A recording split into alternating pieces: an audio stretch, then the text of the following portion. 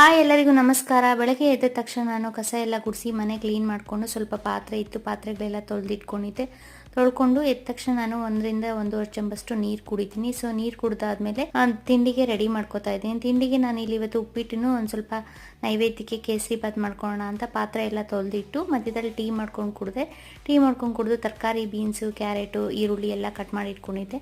ಮತ್ತು ಬನ್ಸಿ ರವೆನ ಹುರಿದು ಇಟ್ಕೊಂಡಿದ್ದೆ ಸಪ್ರೇಟಾಗಿ. ಸೊ ಅದನ್ನು ಹಾಕಿ ನಾನಿಲ್ಲಿ ಉಪ್ಪಿಟ್ಟು ಮಾಡಿಕೊಂಡೆ, ತರಕಾರಿ ಉಪ್ಪಿಟ್ಟು. ಮತ್ತು ಇಲ್ಲಿ ನಾನು ಮೀಡಿಯಮ್ ರವೆ ತೊಗೊಂಡು ಹುರ್ಕೊಂಡು ತುಪ್ಪದಲ್ಲಿ ಚೆನ್ನಾಗಿ ಹುರ್ಕೊಂಡು ಅದಕ್ಕೆ ದ್ರಾಕ್ಷಿ ಗೋಡಂಬಿ ಹಾಕಿ ಫಸ್ಟು ನೀರು ಹಾಕಿ ಚೆನ್ನಾಗಿ ಬೇಯಿಸ್ಕೊಂಡಾದ್ಮೇಲೆ ಇದಕ್ಕೆ ಸಕ್ಕರೆ ಮತ್ತು ಒಂದು ಸ್ವಲ್ಪ ಹಾಲು ಮತ್ತು ಒಂದು ಸ್ವಲ್ಪ ಏಲಕ್ಕಿ ಪುಡಿ ಹಾಕಿ ನಾನಿಲ್ಲಿ ನೈವೇದ್ಯಕ್ಕೆ ಕೇಸರಿ ಬಾತ್ ಮಾಡಿಕೊಂಡೆ. ನೈವೇದ್ಯ ಇಟ್ಟು ದೇವ್ರ ಮುಂದೆ ಇಲ್ಲಿ ನಾನು ಪೂಜೆ ಮಾಡ್ಕೋತಾ ಇದ್ದೀನಿ. ಇವತ್ತು ನವರಾತ್ರಿಯ 6ನೇ ದಿನವಾದ ಇಂದು ಕಾತ್ಯಾಯನಿ ದೇವರು, ಕಲರ್ ಬಂದು ರೆಡ್ ಕಲರು.